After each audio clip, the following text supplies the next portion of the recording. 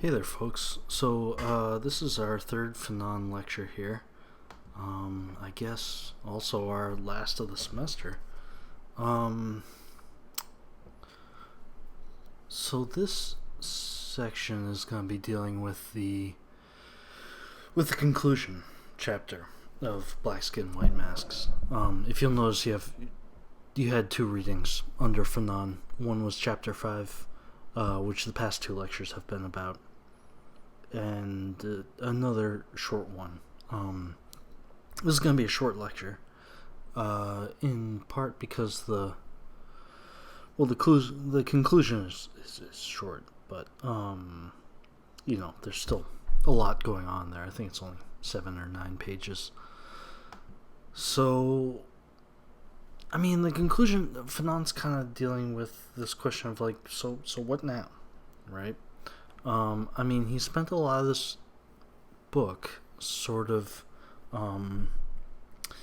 detailing the contemporary structural struggles of the historically colonized people of the earth, right? So now he's sort of addressing the question of what do we do about that, right? I want to read you this quote from page 199, where he writes, and your translation is a little bit different than this, which is why I sort of want to introduce you to both of them, because they both have some interesting nuances that'll maybe get you even closer to the French. But the quote reads as follows. On the subject, I shall remark on something that I have found in many writers. Intellectual alienation is a creation of bourgeois society, and for me, bourgeois society is any society that becomes ossified in a predetermined mold, stifling any development, progress, or discovery.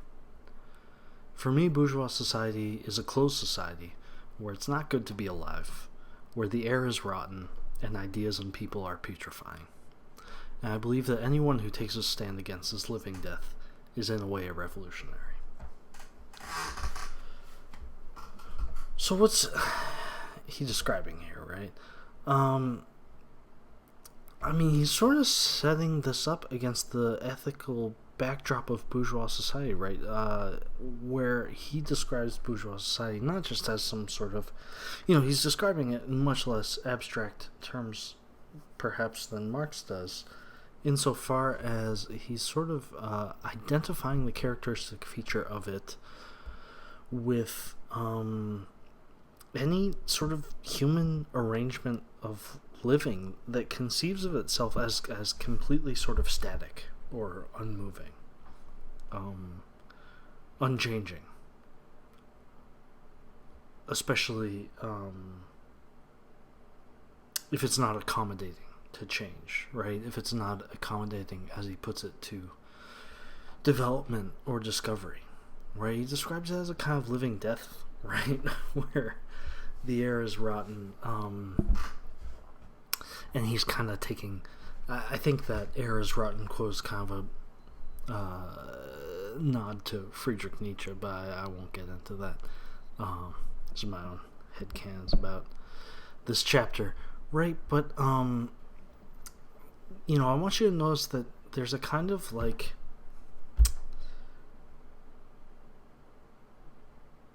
the foil that he's setting up here against the possibility of justice and ethics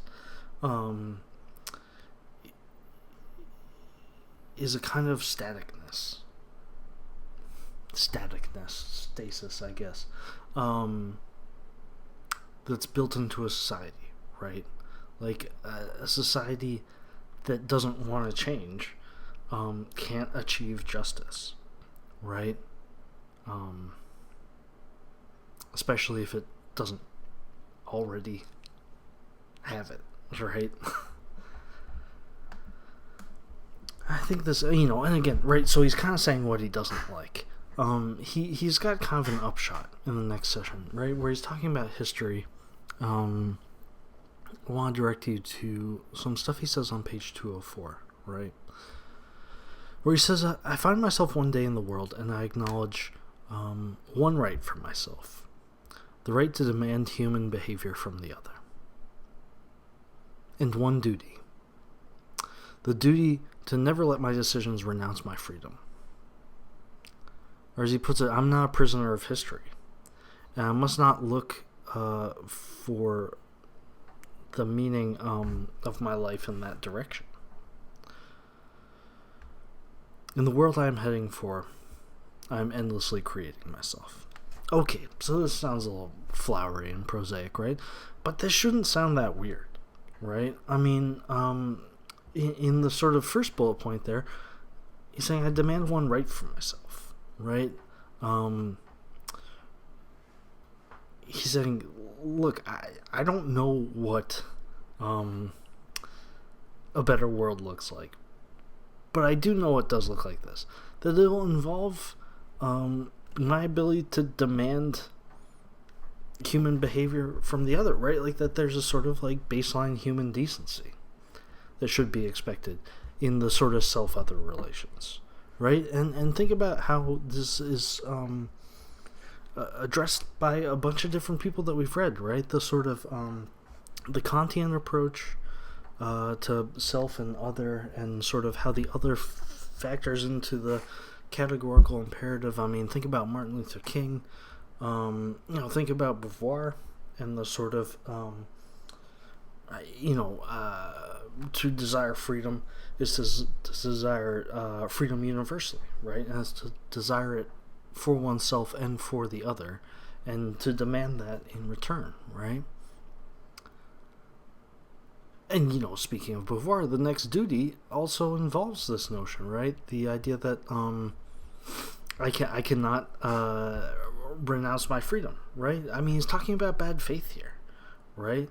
That my duty, as he puts it, my duty to myself and to the other, is to never use my freedom in order to renounce my freedom, right? And that's sort of the definition of bad faith, right?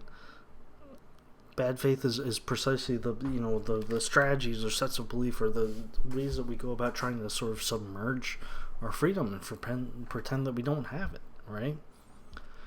He says, I'm not a prisoner of history, right? And that the sort of to do ethics is to have to cope with uncertainty, right? And especially if we're doing ethics in a way that is trying to sort of recompense for the atrocities of the past and the atrocities of history, like, of course there are not going to be any answers back there, right? I mean, the sort of justice that has to be created out of that, he's saying, is something that's going to have to be created in the future, right? Or said otherwise, there's nothing in the past that will make the world a better place, right? There's nothing to return to, especially insofar as the historically colonized peoples of the world are concerned. I mean, as he says, and we went over this in the beginning, the history of historically colonized people was deliberately made to be forgotten, or to the extent that it is remembered, it's already seen sort of through the colonial gaze, right? It's already sort of understood through the perspective of the colonizer. So, he's pointing to the fact that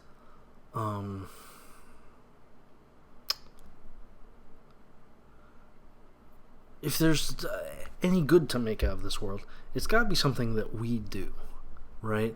Because it's not already achieved in the present. It certainly wasn't achieved in the past, and therefore the past doesn't really have all the tools that we need to deal with that. Like, ethics is something that we have to create through our freedom here together, right? And it's related to those sort of rights and duties that he's stipulating above, right? So he sort of ends by saying, if there's a better world, it's going to be in the future, right? And, I just took a picture of my of my book here, of the last page of the book, which you really should read for yourself.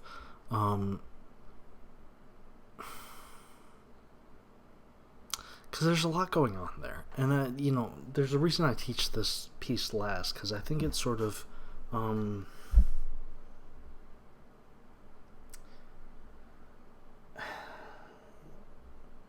hope, sums up a lot of themes that we've been working on throughout all of this.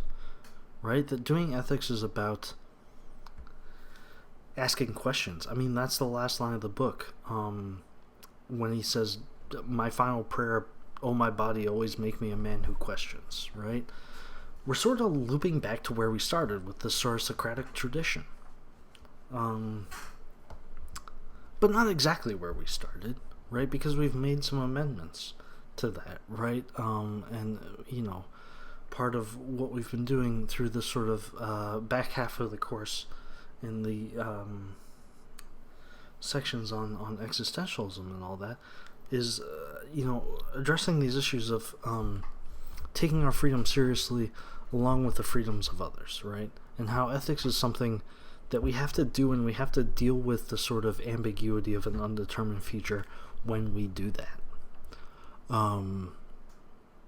And as a sort of final statement, I suppose, he's kind of saying that ethics involves not believing that we already have all the answers. Rather, this, to try to do good together involves, facing this ambiguity together, right? And taking sort of existential responsibility for the choices that we make in light of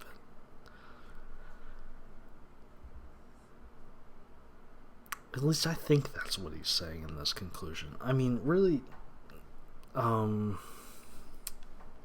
swear to God, if you read nothing else from this class, please just try to read this section.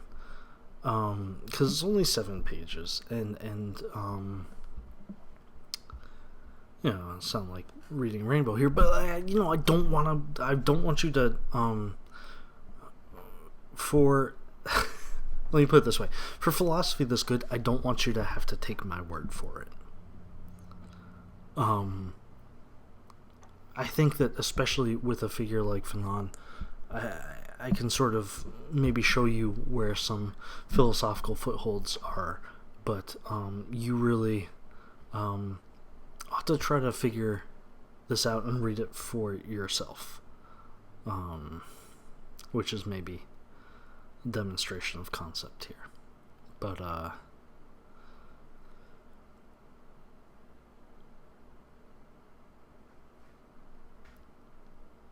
suppose that's where we ended. I hope you've enjoyed this course, and I've enjoyed teaching it, even in spite of our difficulties in the back 9 here.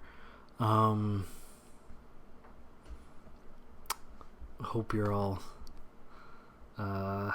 staying safe out there, and I don't know, be good.